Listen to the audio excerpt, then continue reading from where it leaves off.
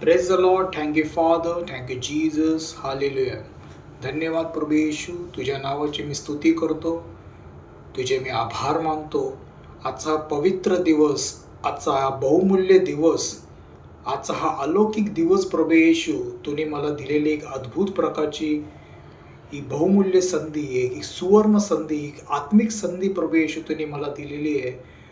तुझे शुभ वर्तमान सांगण्यासाठी, तुझ्या वचनाची पेरणी करण्यासाठी प्रभू येशू, तुझ्या नावाची सुवार्ता गाजवण्यासाठी प्रभू येशू, हा मला बहुमूल्य दिवस तुम्ही दिला आहे. अप्रतिम दिवस तुम्ही मला दिलेला आहे. तुझे मी आभार मानतो. हे प्रभू येशू, तुझं वचन मी माझ्या भावा आणि बहिणींच्या अंतःकरणामध्ये पेरण्यासाठी प्रभू येशू तू मला सहाय्य कर, मदत कर प्रभू येशू. हे वचन केवळ त्यांच्यासाठी नाही, पण हे वचन माझ्यासाठी पण आहे, माझ्या जीवनाला प्रकाशमय करण्यासाठी पण हे वचन आहे प्रभू येशू. हे प्रभू येशू, तुझं वचन सांगतं प्रभू येशू, तुम्ही सर्वात जास्त महत्त्व, सर्वात जास्त थोरवी तुम्ही तुझ्या वचनांना दिली. तुझ्या अद्भुत कार्यापेक्षा, तुझ्या हातच्या अद्भुत बनवलेल्या गोष्टींपेक्षा सर्वात जास्त थोरवी तुम्ही तुझ्या वचनांना दिली आहे. हे प्रभू येशू, तुला मी धन्यवाद करतो, तुझे मी आभार मानतो प्रभू येशू. आत्तापर्यंत तुम्ही आम्हा सर्वांना प्रभू येशू चांगलं व्यवस्थित सांभाळल्याबद्दल, सावरल्याबद्दल तुझे मी आभार मानतो. कारण की तू सर्व शक्तिमान परमेश्वर आहे प्रभू येशू. Praise the Lord. आज या दिवशी, या समयी मला खूप असं प्रसन्नित होऊन आणि आनंदित होऊन मी तुम्हाला काही गोष्टी समजावून सांगणार आहे. मी तुम्हाला पवित्र शास्त्र बायबलचे काही 1 का 2 वचनं आहे, ते मी तुम्हाला संदर्भासहित स्पष्टीकरण करून तुम्हाला मी समजावून सांगणार आहे. देवाने मला ही बहुमूल्य एक सुवर्ण संधी दिली आहे की पवित्र शास्त्र बायबलचे काही वचन जे आहे, जे मला जे स्मरण झालेले, ज्याचा मी आत्मिक अभ्यास केलेला आहे, त्या वचनाचा अर्थ मी तुम्हाला समजावून सांगू आणि येशू ख्रिस्ताचं खरं महत्त्व काय आहे, येशू ख्रिस्ताची खरी संकल्पना काय आहे, तो आपल्याप्रती कसा आहे. तर या सगळ्या गोष्टी मी तुम्हाला वचनाद्वारे समजावून सांगेल. आणि प्रत्येक वेळेस म्हणजे जसं मी व्हिडिओ क्लिप्स बनवेल, जसं मला मार्गदर्शन होईल देवाकडून, त्या पद्धतीने मी तुम्हाला सटीक पद्धतीने, उत्कृष्ट पद्धतीने मी तुम्हाला वचनाचा अर्थ मी तुम्हाला समजावून सांगेल. मी तसा प्रयत्न करेल आणि देव मला सहाय्य पण करेल. मला विश्वास आहे परमेश्वरावरती की तो मला त्याच्या इच्छेनुसार घेऊन जाईल. तर आज या दिवशी, या समय उल्हासित होऊन मी तुम्हाला सांगत आहे की 2 दिवसापूर्वी मी योहानकृत शुभवर्तमानाचे 1 का 2 वचनं होते, त्याचं मी अध्ययन करत होतो. तर अध्ययन करता करता परमेश्वराच्या बऱ्याचशा रहस्यमय गोष्टी मला समजल्या होत्या. बऱ्याचशा अशा अलौकिक गोष्टी आहे की ज्याच्यामध्ये मनुष्याला ह्या गोष्टी पटकन समजणार नाही, जो भौतिक गोष्टीचा विचार करतो. पण जो आत्म्याने चालतो आणि आत्मिक गोष्टींचा विचार करतो आणि आत्मिक गोष्टींच्या द्वारे परमेश्वराचं स्मरण करतो, त्याला त्या गोष्टी आत्मसात होतात. तर असेच 1 का 2 वचनं होते, त्याचं मी अध्ययन करत होतो, मनन करत होतो.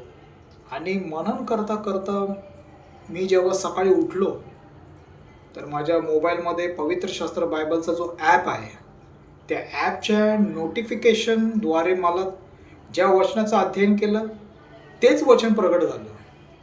तर याचा अर्थ हे होतो की परमेश्वर माझ्याशी बोलत आहे. परमेश्वर मला सांगत आहे की मी किती बहुमूल्य आहे, माझं वचन किती तुम्हाला अद्भुत प्रकारच्या गोष्टी सांगणार आहे. म्हणजे परमेश्वर आपल्याला इंडिकेशन देतो, आपल्याला काय करतो, आपल्याला हे चिन्ह दाखवतं की मी तुमच्या बरोबर आहे. तर आपल्याला बघायचं आहे योहानकृत शुभवर्तमानचं 3रा अध्याय आणि 16 आणि 17वं वचन, जे बायबलच्या नोटिफिकेशनद्वारा पण मला ते एक वचन मला प्रगट झालं होतं. तर तेच वचन मी मनन केलं आणि त्याच वचनाचा अर्थ मी तुम्हाला सांगणार आहे की हे वचन आपल्या जीवनाशी निगडीत कसं आपल्याला घेऊन जातं, आपल्या जीवनाशी ते कसं अनमोल आहे ते वचन. तर 3रा अध्याय, निकोदेमाबरोबर संभाषण. तर निकोदेम हा जो एक व्यक्ती होता, हा एक खूप मोठा शास्त्री होता. तो खूप मोठ्या लेवलचा एकदम शास्त्री पौरुषी होता तो. आणि त्याला परमेश्वराचं नियमशास्त्र सगळं काय माहीत होतं. परमेश्वराच्या नियमशास्त्राबद्दल त्यांनी सगळ्या गोष्टीचा अभ्यास त्यांनी केला होता. त्याला सगळं काय मार्गदर्शन होतं. पण काही गोष्टी त्याला माहिती नव्हत्या. काही गोष्टीचं त्याला स्मरण नव्हतं. तर तो येशू ख्रिस्ताला विचारतो, येशू ख्रिस्ताला सांगतो की सर्वकालिक जीवन म्हणजे काय, सर्वकालिक जीवनाच्या काय गोष्टी आहे. तर हा जो अध्याय जर बघितला गेला तर हा मोठा आहे. याचे वचन 1 पासून तर 36 वचनापर्यंत आहे. तो मोठा अध्याय आहे. तर त्याच्यातले काय 1 का 2 वचनाचं मी अध्ययन केलं होतं. आता जेवढं मी अध्ययन केलं तेवढंच मी तुम्हाला समजावून सांगू शकतो. याच्यापुढे मी माझ्या आकलन शक्तीच्या जर बाहेर असेल तर मी ते नाही सांगू शकत. जसं परमेश्वर मार्गदर्शन करेल त्याप्रमाणे मी तुम्हाला सांगेन. तर इथं आपल्याला बघायचं आहे, इथं 16वं वचन आहे. 16वं वचन इथं सांगतंय की देवाने जगावर एवढी प्रीती केली की त्याने आपला एकुलता एक पुत्र दिला, अशासाठी की जो कोणी त्याच्यावर विश्वास ठेवतो त्याचा नाश होऊ नये, तर त्याला सर्वकालिक जीवन प्राप्त व्हावे. काय म्हणतं हे वचन? जेव्हा निकोदेम येशू ख्रिस्ताकडे आला होता आणि विचारत होता की मला स्वर्गाच्या गोष्टी सांगा, मला ह्या गोष्टी सांगा, की मला अजून माहिती करून घ्यायचं आहे, मला अजून ज्ञान पाहिजे, अजून मला अनंतकाळच्या जीवनाबद्दल मला तुम्ही समजावून सांगा. तर त्याच्यामध्ये एक 16वं वचन येशू ख्रिस्ताने सांगितलेलं आहे की येशू ख्रिस्त काय म्हणतो की परमेश्वराने जगावरती खूप प्रीती केलेली, खूप प्रेम केलंय आणि तो आता पण करतच आहे आणि पुढे पण तो करणारच आहे, कारण की तो आदी आणि अंत आहे. तर परमेश्वराने जगावरती एवढं प्रेम केलं, एवढी माया केली, एवढी कृपा केली की त्यांनी आपला एकुलता एक पुत्र दिला. आणि परमेश्वराचा एकुलता एक पुत्र कोण आहे? साक्षात जिवंत प्रभू येशू ख्रिस्त. तर कशासाठी दिला, का दिला? की कोणाचा नाश होऊ नये आणि जो कोणी त्याच्यावरती विश्वास ठेवतो त्याला काय मिळेल? सर्वकालिक जीवन मिळेल. सर्वकालिक जीवन म्हणजे एक असं जीवन आहे, हे आत्मिक जीवन आहे, त्या जीवनामध्ये मरण नाही आहे, स्वर्गीय जीवन आहे. असं आहे. आज या जगामध्ये, या पृथ्वीवरती, या भूतलावरती जर आपण बघत आहोत की मानव जातीचा कसा म्हणजे नाश होत राहिलेला आहे, तो त्याच्या आत्म्याचा कशा पद्धतीने नाश करत राहील. आणि ह्या गोष्टी कशा होतात माहिती आहे का, की या जगाचा जो हाकीम आहे, या जगाचा जो अधिपती आहे, तो अधिपती आहे सैतान. आज सैतानाने काय केलंय, सगळ्या मानव जातीला भ्रमित करून ठेवलेलं आहे. पण एक सीमित काळ आहे त्याचा, एक वेळ आहे त्याची, एक ठराविक काळ आहे. एक ठराविक काळानंतर त्याचा पण एक ना एक दिवस नाश तर होणारच आहे, कारण की त्याचा न्याय अगोदरच ठरलेला आहे. त्याचा सर्वनाश, त्याच्या सर्वनाशाची भविष्यवाणी अगोदरच करून ठेवलेली आहे आणि त्याचा न्याय अगोदरच करून ठेवलेला आहे परमेश्वराने. तर आपल्या सर्वांना घाबरण्याची काही गरज नाही. देवाने आपल्यावरती खूप प्रेम केलेले आहे. जर परमेश्वरने त्याच्या एकुलत्या एक पुत्राला जर पाठवलं जर नसतं, जर येशू ख्रिस्त या जगामध्ये आला नसता, तर मी खरं सांगतो या जगामध्ये कोणीही मानव जात जिवंत राहिली नसती. का राहिली नसती? कारण की आपण सर्व पापी आहोत. तर ह्याच्या संदर्भामध्ये पुढचं वचन आहे 17. हे आपल्याला काय सांगतंय मी तुम्हाला समजावून सांगतो. कृपया इथं तुम्ही लक्ष केंद्रित करा. काय इथे लिहिलेले आहे. 17 वचन लिहिले, देवाने आपल्या पुत्राला जगाचा न्यायनिवाडा करण्यासाठी नव्हे तर त्याच्याद्वारे जगाचे तारण व्हावे म्हणून पाठवले. जगाचा न्याय करण्यासाठी येशू ख्रिस्ताला पाठवलेलं नव्हतं परमेश्वराने. जेव्हा 2000 वर्षापूर्वी साक्षात परमेश्वरच या धर्तीवरती आला, तो त्यावेळेस जगाचा न्याय करण्यासाठी आला नव्हता. ती त्याची वेळ नव्हती जगाचा न्याय करण्यासाठी. चला मान जर त्यांनी जगाचा न्याय करण्यासाठी जो तो आला असता तर आपण या जगात राहिलो असतो का? कारण की पौलुस रोमकरस पत्रामध्ये काय म्हणतो की पापाचं प्रतिफळ हे मृत्यू आहे. जर तुम्ही किंवा आपण आपल्या पापांना जर गर्भवती जर बनवलं तर शेवटी त्याचा निकाल काय आहे, त्याचा रिझल्ट काय आहे, त्याचं प्रतिफळ काय आहे? मृत्यू, मरण. आणि जर येशू ख्रिस्ताने न्याय केला असता तर आपल्याला काय भेटलं असतं? मरण, मृत्यू.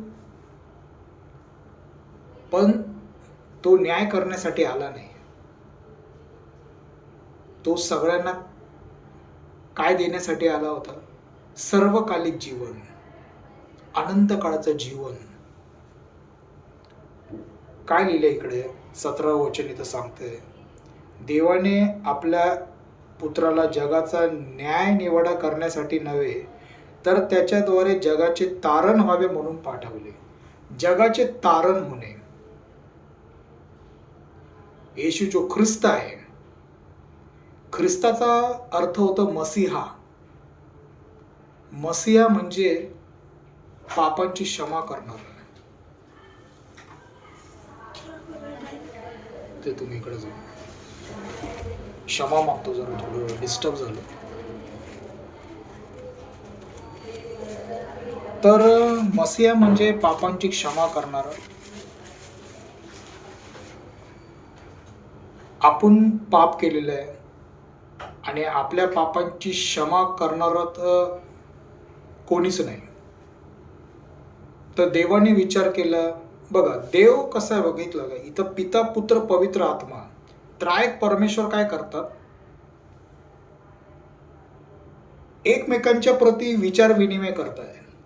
3 व्यक्तिमत्व आहे, एकमेकांशी विचार विनिमय करताय आणि म्हणताय की माणसाने खूप पाप केलेले आहे, माणसाने खूप अपराध केलेले आहे, पण मला मानव जातीवर खूप प्रेम आहे.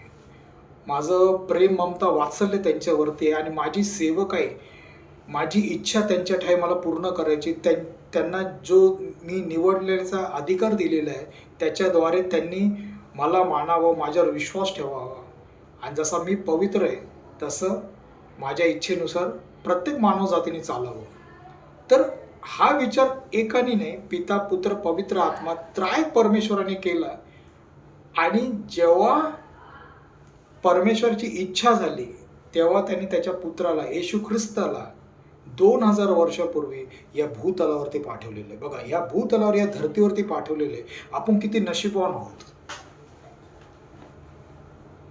आपण किती, म्हणजे मी विचार करू शकत नाही की आपण एवढे घोर अंधकारमय जीवन जगत होतो, एवढे पाप केले आपण, एवढे अपराध केले, पण तरी पण आपल्यावरती परमेश्वराने एवढी कृपा केली की त्यांनी आपल्या पापांची क्षमा होण्यासाठी स्वतः तो स्वयं प्रगट झाला. म्हणजे पिता तोच आहे, पुत्र तोच आहे, पवित्र आत्मा पण तोच आहे.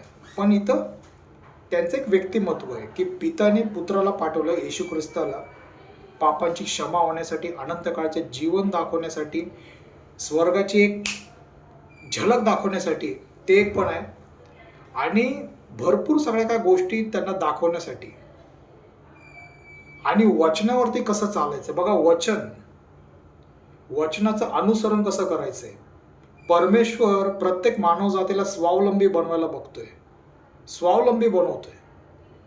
की असं नाही की येशू ख्रिस्त असं म्हटलं नाही की आता मी या धर्तीवरती आलोय, आता तुम्हाला काय टेन्शन घ्यायची गरज नाही, आता मी सगळं का तुमच्यासाठी करतो, आता तुम्हाला काय करायची गरज नाही, असं नाही. त्यांनी वचनावरती चालून दाखवलं, त्यांनी बोलून नाही दाखवलं, त्यांनी वचनाचं अनुसरण करून दाखवलं. जे परमपिता परमेश्वराचं जे नियमशास्त्र आहे, जे परमेश्वराची जी आज्ञा आहे, त्या आज्ञेचं पालन करून त्यांनी दाखवलं की मी कसा आहे, मी किती नम्र आहे, मी किती दयाळू आहे, मी किती प्रेमळ आहे. माझ्याकडे बघा, माझ्याकडे बघून मला अनुसरण करून चाला.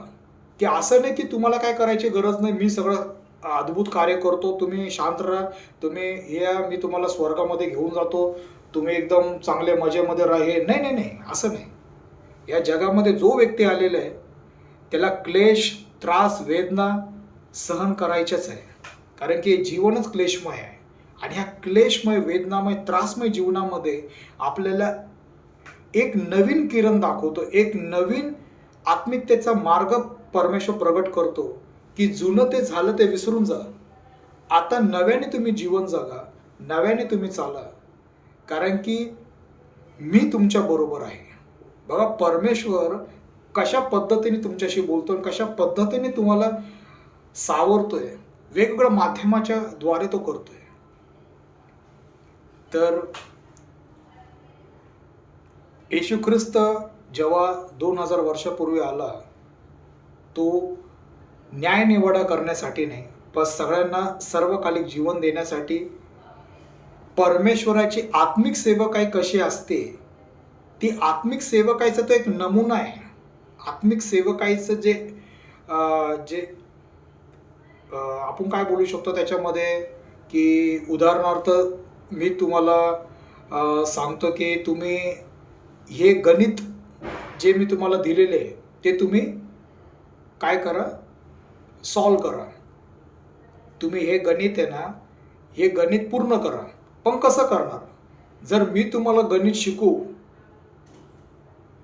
आणि मी तुम्हाला सांगू की कसं लिहायचं, कसं करायचं, बेरीज वजाबाकी कशी करायची, हे जेव्हा मी तुम्हाला शिकू तेव्हा तुम्ही कराल ना. तसंच परमेश्वराने त्याची आत्मिक सेवकाई कशी करायची, कशा पद्धतीने राहायचं, कशा पद्धतीने चालायचं, वचनाचं अनुसरण, वचनाचं पाचारण करून, वचनाला स्मरणामध्ये आत्मसात करून, पवित्र आत्म्याच्या इच्छेनुसार कसं चालायचं आहे, या गोष्टी येशू ख्रिस्ताने समजावून सांगितल्या सर्व मानव जातीला. पहिलं त्यांनी यहुदी लोकांना समजावून सांगितलं. यहुदी लोकांच्या द्वारे म्हणजे येशू ख्रिस्ताच्या शिष्यांच्या माध्यमातून त्याचे शुभवर्तमान, त्याचे सुसमाचार सगळीकडे पसरले गेलेले. तर हे परमेश्वराचं कार्य. या 2 वचनाचा जर अर्थ जर सांगितलं गेलं तर पूर्ण दिवस, पूर्ण रात्र होईल. कारण की पवित्र शास्त्र बायबलमध्ये असे भरपूर वचनं आहे, त्याचे भरपूर अर्थ पण आहे. जेवढा तुम्ही अर्थ तुम्ही काढायचं बघणार, परमेश्वर तेवढं तुम्हाला ज्ञान देईल. कारण की तो सर्वज्ञानी आहे, आणि त्याचं ज्ञान जे आहे त्या ज्ञानाला कुठल्याही प्रकारची काही सीमा नाही आहे, कुठल्याही प्रकारची मर्यादा नाही आहे. ते अमर्यादित ज्ञान आहे. ते शेवटी काय होतं की येशू ख्रिस्त अल्फा आणि ओमेगा आहे. अल्फा आणि ओमेगाचा अर्थ होतं आदी आणि अंत. तर जो कोणी येशू ख्रिस्तावरती विश्वास ठेवतो तो भले किती अडीअडचण, किती त्रास, किती अरिष्ट, किती विपत्ती जरी समोर आली, आपल्याला मृत्यू जरी आपल्या समोर आला, तरी तो आपल्या बरोबर राहील. हे शरीर आहे, हे काय आहे, हे शरीर इथं आहे, पण आपल्याला आत्मा आहे, आपल्या अंतःकरणामध्ये जो आत्मा आहे त्या आत्म्याला तो वाचवेल, आणि तो वाचवत आहे. तो वेगवेगळ्या माध्यमातून कार्य करतोय. कारण की तो सर्वव्यापी परमपिता परमेश्वर आहे. आणि शेवटी याचं प्रमाण काय ठरतं की मार्ग, सत्य आणि जीवन साक्षात प्रभू येशू ख्रिस्त आहे. तर माझ्या प्रिय बंधूंनो आणि भगिनींनो, देवाने आपल्या सर्वांना स्वइच्छा दिलेली आहे. आपल्या सर्वांना निवडण्याचा अधिकार दिलेला आहे. तर आपल्याला ह्या वचनाचं मनन करून, अध्ययन करून आपल्याला विचार करायचा आहे. आपल्याला बघायचं आहे की परमेश्वर आपल्या प्रती काय विचार करतोय, परमेश्वराची इच्छा आपल्या प्रती काय आहे. कारण की आपण परमेश्वराला निवडत नाही, परमेश्वर आपल्याला निवडतो त्याचे आत्मिक कार्य त्याच्या इच्छेनुसार करण्यासाठी. त्याची आत्मिक सेवा काय त्याच्या इच्छेनुसार पार पाडण्यासाठी. तर माझ्या प्रिय बंधूंनो, भगिनींनो, माझ्या भावांनो, माझ्या बहिणींनो, आपण प्रार्थना करा. प्रार्थना करा. आपण प्रार्थनेच्या द्वारे परमेश्वर तुम्हाला उत्तर देईल. स्वप्नदर्शनाच्या द्वारे, दृष्टांताच्या द्वारे. या जगामध्ये वेगवेगळे विश्वासू लोक त्याच्या माध्यमातून, वेगवेगळ्या माध्यमातून, इंटरनेट, तंत्रज्ञान, पण तो उत्तर देईल वचनाच्या द्वारे. आणि ते वचन हे जे आहे पवित्र शास्त्र बायबल, याच्याद्वारे तो आपल्याला उत्तर देईल. कारण की माझ्या जीवनामध्ये जो आत्मिक अनुभव मला आलेला आहे, त्या अनुभवाच्या बळावरती, त्या अनुभवाच्या द्वारे मी तुम्हाला सांगतो की परमेश्वर हा खरा आहे. परमेश्वर हा सर्व सामर्थ्यवान आहे. आणि त्या परमेश्वराने माझ्या जीवनाचं तारण केलेलं आहे. जसं तो माझं तारण करतोय, तर तुमचं पण तो तारण करण्यामध्ये सामर्थ्यवान आहे. तो आपल्या सर्वांना सक्षम बनवेल, सामर्थ्यवान बनवेल. केव्हा बनवेल? जेव्हा आपण त्याच्यावरती खऱ्या मनाने, खऱ्या अंतःकरणाने, खऱ्या हृदयाने त्याच्यावरती विश्वास ठेवू. त्यावेळेस तेव्हा तुम्ही बघा की परमेश्वर तुमच्या जीवनाला कसं घेऊन जातो, कसं परिवर्तन करतो. परमेश्वरती विश्वास ठेवला तर अडीअडचणी जास्त होतील, अडीअडचणी अजून वाढतील, अजून संकट येतील. पण त्या संकटातून बाहेर कसा तो काढतो हे आपल्याला बघायचं की परमेश्वर अद्भुत आहे, महान आहे. परमेश्वर आपल्यावरती काय करतो? शासन चालवतो, आपली ताडना करतो, आपलं पवित्रीकरण करतो, आपलं शुद्धीकरण करतो. आणि त्याच्यानंतर त्याच्यासारखं पवित्र आणि शुद्ध बनून त्याच्या इच्छेनुसार तो आपल्याला काय करतो? चालवायला शिकवतो. आणि हेच प्रभू येशू ख्रिस्तांनी करून साध्य केलेले आहे. 3.5 वर्षाच्या सेवकाईमध्ये आपण बघू शकतो 2000 वर्षापूर्वी येशू ख्रिस्ताला पावलोपावली त्रास झालेला आहे. येशू ख्रिस्ताला खूप संकट आलेले. खूप शास्त्री, खूप पौरुषी लोकांनी, खूप सदुकी लोकांनी त्याला दोष लावलेला आहे, त्याचा अपमान केलेला आहे. कितीतरी लोकांनी पवित्र आत्म्याचा पण अपमान केलेला आहे. पण येशू ख्रिस्ताने हे सगळ्या काही गोष्टी निमूटपणे सहन केलेल्या आहे. त्याचं क्रुसावरचं जीवन बघा. 40 दिवस 40 रात्र त्यांनी उपवास केला. सैतानाने त्याची परीक्षा घेतलेली. कितीतरी लोकांनी त्याचा अपमान केलेला आहे. एवढ्या हाल अपेष्टा, त्रास, वेदना, दुःख सहन करून करून करून त्यांनी लोकांना दाखवलं की मी जे सहन करतोय ना, जर तुम्ही माझे आहात तर तुम्ही माझ्यासारखं जीवन जगून बघा. तुम्ही माझ्यासारखे व्हा. मी कसा जगलो या धरतीवरती, मी कसं अनुभवलेलं आहे, मी कसं वचनाचं अनुसरण केलेलं आहे. माझ्याकडून शिका आणि माझ्या वचनावरती तुम्ही चाला. आणि जो येशू ख्रिस्ताच्या वचनावरती चालतो तो परमेश्वराच्या वचनावर चालतो. कारण की तोच परमेश्वर आहे. बाकी आपल्या सगळ्यांच्या इच्छेवरती आहे की तुम्हाला कोणाची सेवकाई करायची आहे. हा निर्णय आपल्या सगळ्यांच्या हातामध्ये आहे. कारण की मार्ग, सत्य आणि जीवन साक्षात प्रभू येशू ख्रिस्त आहे. आमेन.